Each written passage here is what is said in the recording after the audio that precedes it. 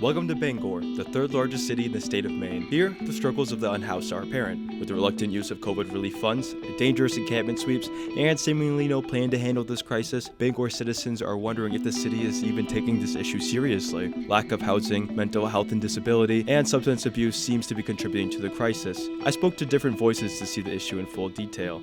Doug Dunbar of the nonprofit Penobscot County Cares, Terry Dinkins of the Mansion Church, which hosts warming centers in the wintertime, and Joseph Leonard, a member of the Bangor City Council.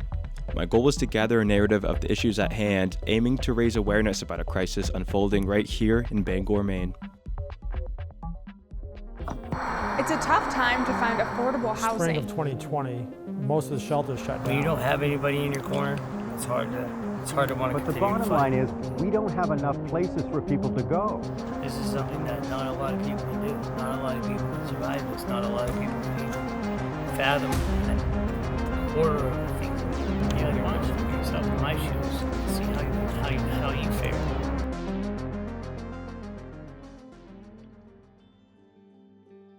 We really do a lot of work with the homeless in our city, those who are getting out of incarceration, those who may have addictions. We have a warming center here every night during the winter. We have food for the homeless, we have clothes. There's a difference between a shelter and a warming center. A shelter, you're able to sleep with a cot or a bed.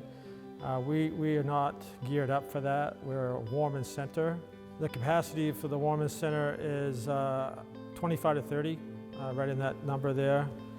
It's hard to turn people away if it's 10 below zero, so we probably could make some adaptations to that. These first 2 weeks, we've had 87 people. They've looked at the rules, signed off on the rules that we have. Maybe they just stayed for one night, or they stayed a few nights, but that many so far this year, which I think is a higher number than we had last year. We've been seeing an increase, I think, over the years. One of the things is COVID. And that's the reason we actually opened the building as a warming center. Spring of 2020, most of the shelters shut down. And I had some folks come to me and say, well, what do you think about opening our building up as a warming center? And this was in March of 2020, so it was still chilly. And we went to the city to get their blessing upon that to become a warming center for the city. So we were open for 3 months that first time, and that was because of COVID. And we've been open every winter since. So we're here, it's about 150 some days. We're here every night for the people to come out off the streets to stay warm. When COVID first hit, we would take their temperatures before they come in the building.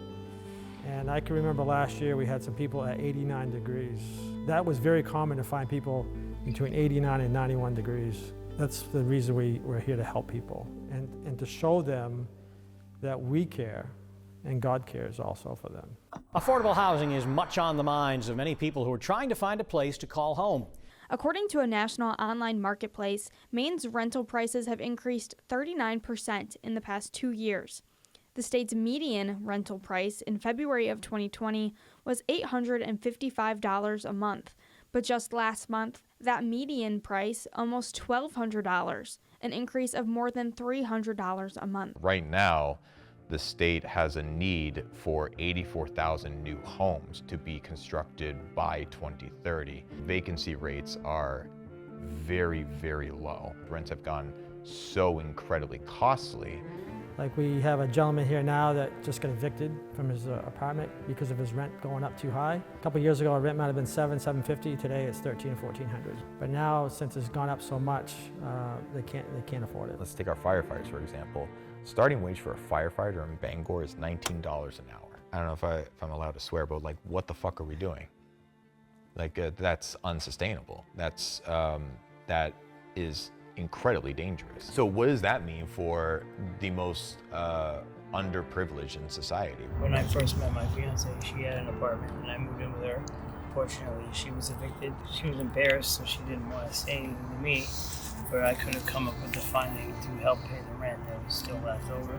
And then after that, I stuck it out with her, and I didn't want to leave her high and dry. We went from the apartment to couch surfing with friends, and I felt like we were kind of overstaying our welcome, so I took the initiative to leave. The foundational aspect of all of these things is housing. You and I have shelter. We are able to think a few weeks down the road, maybe even a couple of months down the road. with people who are houseless and are on the streets, every meal has to be planned. A lot of these folks are on disability, so Social Security, and their checks will be $700, $800, $900, and that was enough to cover their rent. And the Social Security, of course, has not jumped to $1,400 or $1,500 to cover their rent now. You just need to consider that housing has to be a human right. At one point, there were 80 children in the Bangor school system that were utilizing services. We're just ruining a life if we don't come in and save the child. And if they have parents and family that they're living with, that means saving the family as well.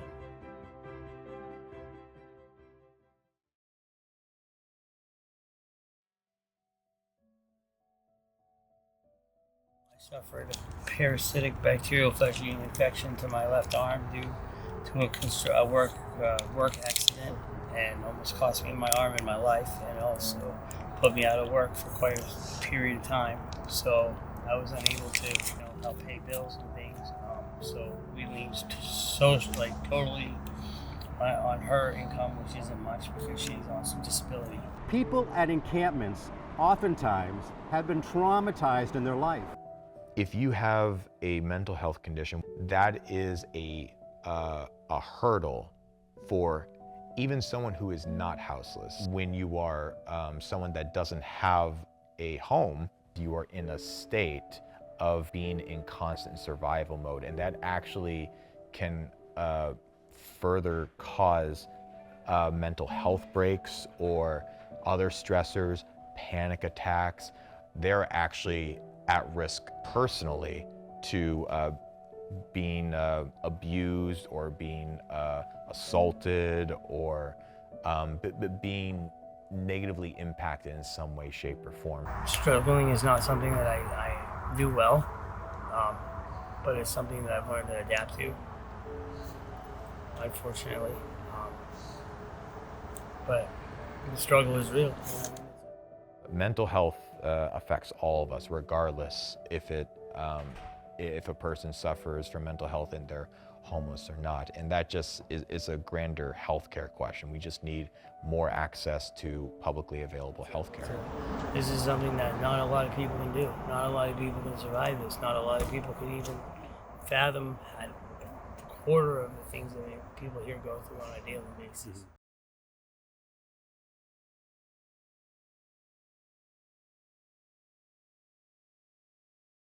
So far this year, there have been 266 overdose deaths in Maine. We're learning tonight the Maine Department of Public Safety is getting some money to help combat the opioid crisis in Maine. The $760,000 is coming from the Department of Justice and its anti-heroin task force program.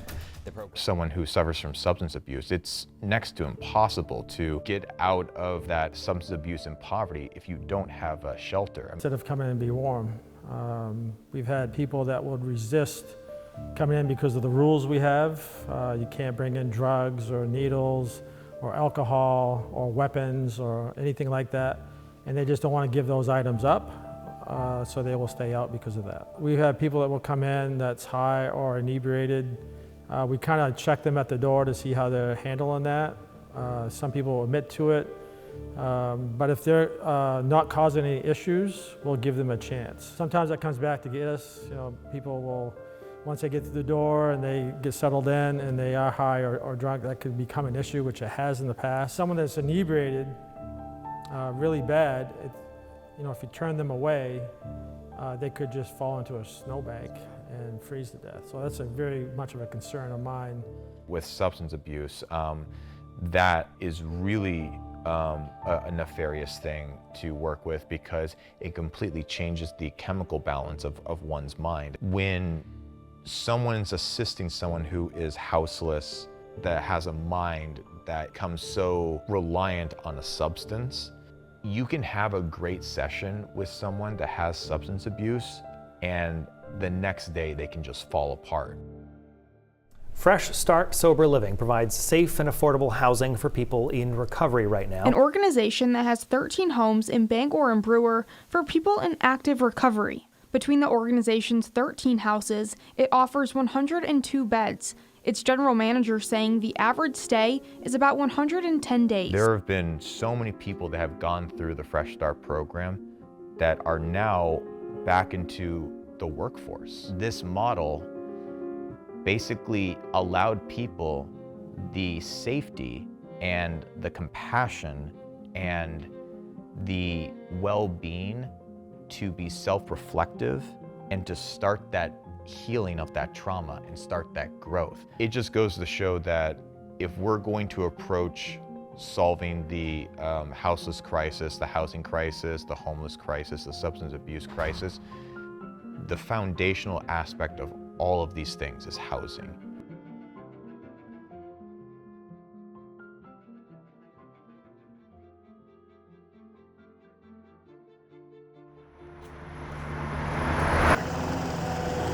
Yeah, we are at an empty lot, but the reason it's empty is because a really horrific fire took place here December 6th of 2021. 3 individuals who had been experiencing homelessness took up residence in an abandoned building. The doors and the windows, most of them were boarded up.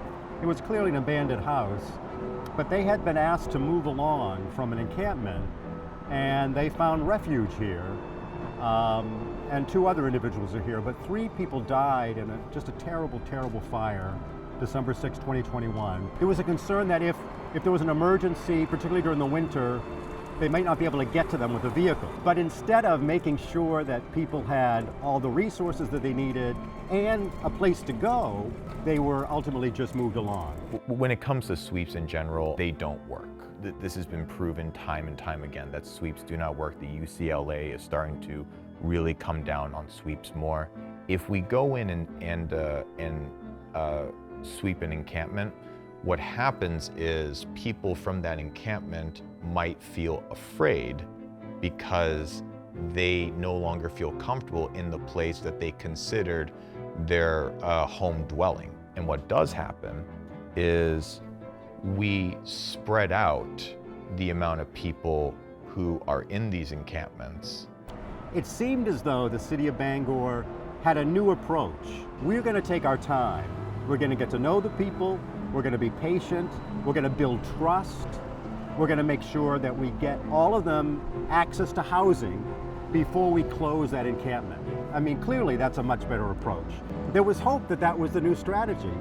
All of a sudden, one Monday, at the encampment behind Hope House, posters were put up. They got to be out by Friday. But not everybody has to be out. We'll put an X on your tent if you can stay, and then people didn't know, did the X mean I have to leave by Friday, or does that mean I'm good and I can stay longer? All of a sudden we were back to, you just gotta move along. And the city at first said that the people being asked to move along were folks who were not engaging with the outreach workers.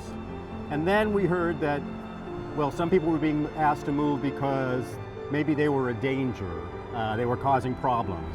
They were troublemakers. There's people that just showed up a couple weeks ago or whatever. Those people, unfortunately, haven't been engaged in this process long enough to be able to stay. So now where are they going to go? You know where they're going to go? They're going to go stay somewhere. They're going to get a criminal trespassing thing, and then they're going to have to go to fucking court. And if they go back to that area, they're going to go to jail. So now they're putting people's freedom at risk because they're kicking people out of here who should be here in the first place. Yeah. Bangor doesn't want us anywhere else. It's still unclear why people were asked to move, how many people were asked to move. Problem with that is there are dozens and dozens of people still there, and hundreds around this region who are engaging with caseworkers, who are engaging with outreach workers, who don't have a place to go. In my opinion, and other people's opinion, why boot people out of an encampment where you know where they are, even if they haven't started to engage yet, when you've got lots of work to do with the people who are engaging? We don't have housing for those people. We reverted back to, got to move along. Organizations oppose and are critical of sweeps unless you meet certain criteria. And that was not met behind the Hope House, and it was not met, tragically, when folks moved here and died. Police are on the front lines of the entire houseless issue. At the apex of this crisis, 50% of their time of police work is dealt with handling people who are in this the spectrum of poverty. When police operate something like that, that's not them coming up with that decision. That decision was made by people that have instructed our police officers to do those functions.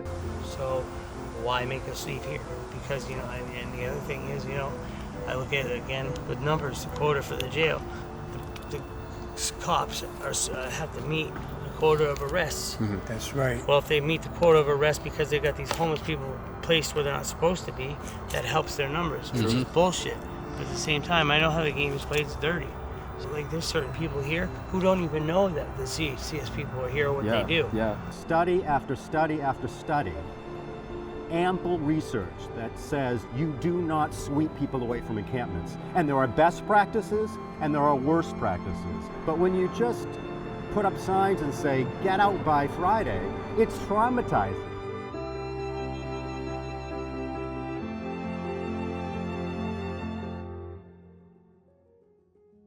I don't think we can continue as the wealthiest nation in the history of the world to continue to allow millions of Americans to be vulnerable to the elements and vulnerable to not having affordable housing in some way, shape, or form.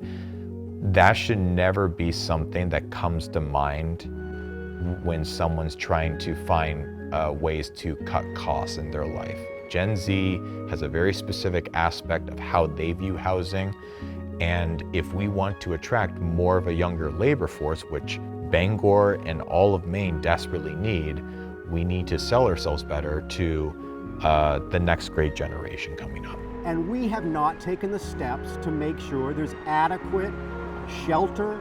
We haven't invested money into prevention and diversion. We need to slow the flow of people into homelessness. And we could have a really robust, well-publicized prevention and diversion fund so that if you were about to be evicted because you needed $500 that you couldn't come up with, there would be a place to turn. We have got to slow the flow of people into homelessness, or we will never get to where we want to be. There are doers, there's idea people. I think if you had the right bunch of people together, you could take care of this problem. But it's more not through a bunch of people in suits in a governmental setting. Yeah. It's people sitting in a community setting saying, this is our community, let's put this together. There's no quick answer, or no quick action that can fix this at once. I think there's a lot of people that want to help. But I don't think we're working as a group. I don't think we're working together as much.